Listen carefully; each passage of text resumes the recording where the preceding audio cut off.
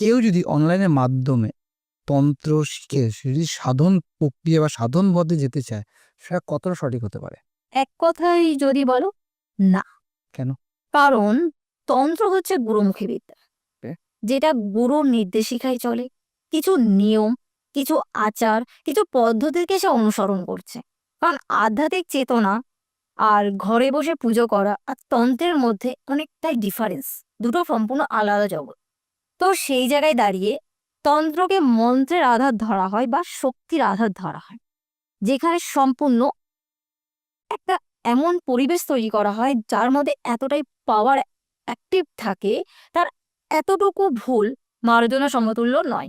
এবার যখন আমি ইউটিউব বা ফেসবুক বা সোশ্যাল মিডিয়ার যে কোনো সাইট ফলো আপ করছি বা দেখছি, তো সেই জায়গায় সব থেকে বড় প্রবলেম, যে বলছে বা সে শেখাচ্ছে তার সঠিক নিয়ম বা সঠিক পদ্ধতি প্রথম কথা আমি জানি না বলছি কিনা। ঠিক। দ্বিতীয় কথা, যে প্রসেসটা বলছে সেটাও আদৌ কতটা সত্যি কিনা।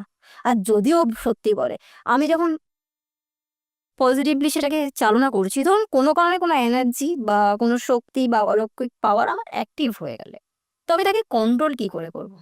তাকে আমি আমার সম্ভোজ, আমার যে বডি বা আমার যে টেক্সচার, সে আমার উপরে প্রভাব বিস্তার করতে পারছে কিনা, বা সেটা প্রয়োগ করার ফলে আমার কোনো নেতিবাচক কোনো শক্তি ঢুকে যাচ্ছে কিনা, বা এটা তো একটা শক্তি মন্ত্র, এবার উচ্চারণে আমার কোনো ভুল হচ্ছে কিনা, সেটার গাইডলাইন্স কে দেবে? ঠিক। কেউ নেই। তো তখন কি হচ্ছে, যদি এতটুকু ভুল হয় পুরো ব্যাপারটা আমার নেতিবাচক হয়ে যাচ্ছে, যেটার কারণে আমার মানসিক সন্তুলন হারিয়ে ফেলতে পারি, শারীরিক অবনতি আসতে পারে, এমনও হতে পারে আমি অসুস্থ হয়ে পড়তে পারি, আমার পারিবারিক পরিবেশ নষ্ট হয়ে যেতে পারে, তো আমি কোনো নেগেটিভ এনার্জির কানেকশনে চলে আসতে পারি, যা কিছু তাই হয়ে যেতে পারে। আচ্ছা, এর জন্যই কি মানে তন্ত্র এতটাই পাওয়ার, যার ফলে কি মানুষ তন্ত্রকে এক পাওয়ার টুলস বা একটু অলৌকিক শক্তির উপরে ভাবতে ভালোবাসে? সত্যি কথা বলতে কি, তন্ত্র তো কোনো শক্তি বা প্রদর্শনীর বিষয় নয়। ঠিক।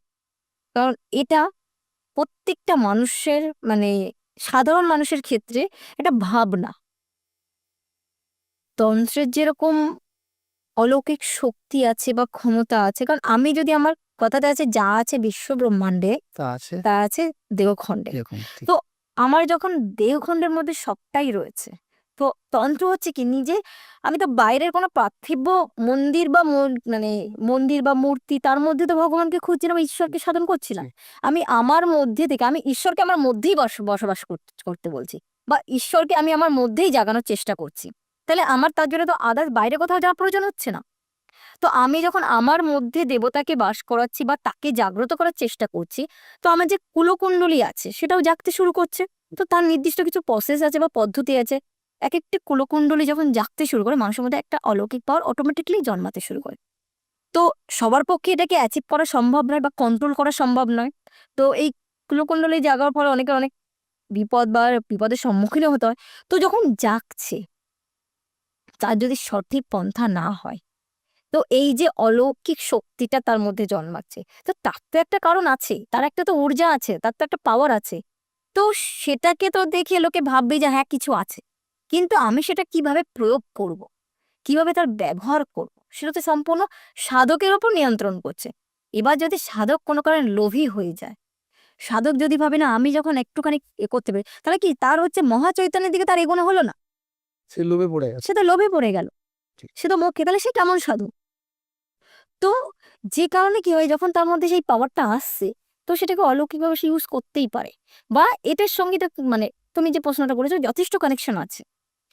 তো অলৌকিক শক্তি তন্ত্রের মধ্যে আছে। তো মানুষের ভাবনাটা ভুল নয়, কিন্তু ভাবনাটাকে বাস্তবায়িত করার চেষ্টাটা ভুল, ওকে। বা জানার চেষ্টা করাটা ভুল। তুমি যদি একান্তই জানতে হয়, তোমাকে সঠিক নিয়মের মধ্যে থেকে গিয়ে জানতে হবে, কারোর মাধ্যম থেকে জানতে যেও না। সম্পূর্ণ পডকাস্টটি দেখতে অবশ্যই ভিজিট করুন রিপন টক্স ইউটিউব চ্যানেলে।